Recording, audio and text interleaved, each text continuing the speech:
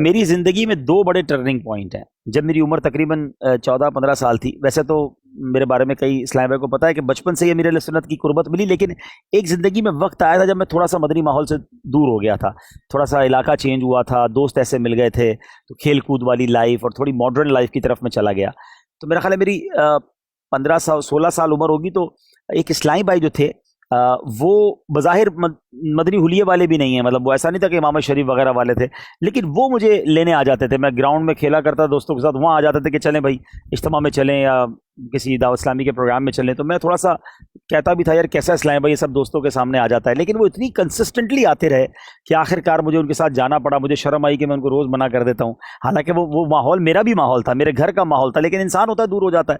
لیکن وہاں سے جو میں جڑا، اس کے بعد سے اللہ کی رحمت سے جو بھی سلسلہ رہا وہ یہ رہا. تو میں ان کا بھی شکر گزار ہوں، ان کو کہتا ہوں کہ یہ آپ کی برکت تھی جو آج میں یہاں تک ہوں، اس کا بھی ثواب آپ کو مل رہا ہوگا. اور یہاں ہمیں یہی سیکھنے کو ملتا ہے کہ ہمیں نیکی کی دعوت دیتے رہنا چاہیے، اور خاص طور پہ کسی کو درس نظامی کی ترغیب دینا چاہیے. کیا پتہ کل وہ عالم بن جائے، استاد بن جائے، کتنی کتابیں لکھے.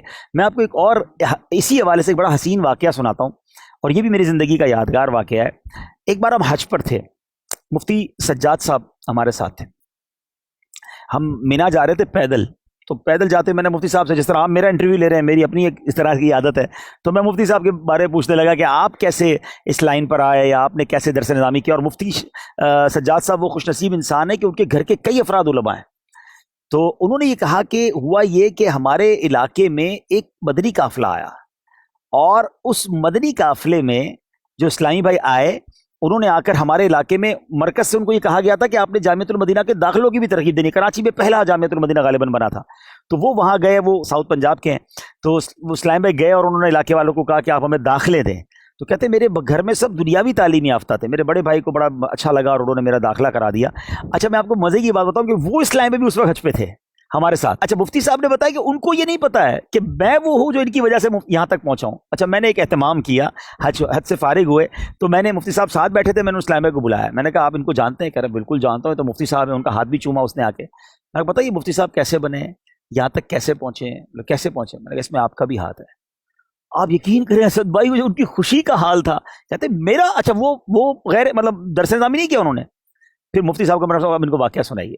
مفتی صاحب نے واقعہ سنا کہ آپ آئے تھے مدنی قافلے، ان کو بھی یاد آ گیا. انہوں نے کہا اچھا آپ وہ تھے چھوٹے سے. اب ظاہر ہے عمر چھوٹی تھی اس وقت.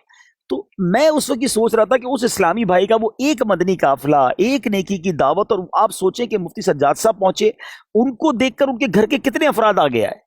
تو یہ ہمیں نہیں پتا ہوتا کہ جس کو ہم نیکی کی دعوت دے رہے ہیں، جس کو ہم مدنی ماحول کے قریب لا رہے ہیں، یہ آگے جا کے کیا بن جائے گا. ہمارے استاد صاحب بھی ایک جملہ کہا کرتے تھے کہ ہمیں نہیں پتا ہوتا کہ ہمارے شاگردوں میں کل کون مفتی اعظم بن جائے. تو ہمیں یہ دعوت، یہ ترغیب یہ ہمارے اسٹوڈنٹس کو بھی کرنا چاہیے کہ آپ کو جب اتنا اچھا جامعۃ المدینہ کا ماحول ملا ہے، اتنی اچھی پڑھائی مل رہی ہے، انوائرمنٹ اچھا ہے، تو ہمیں اور لوگوں کو ترغیب دلانی چاہیے. ہو سکتا ہے ہم دین کی وہ خدمت نہ کر سکیں اتنی بڑی، مگر ہم جس کو دعوت دے دیں وہ کل انشاءاللہ مستقبل کا کیا بن جائے اور کتنا بڑا عالم دین بن جائے، تو یہ ہمارے لیے بھی صدقہ جاریہ ہو جائے.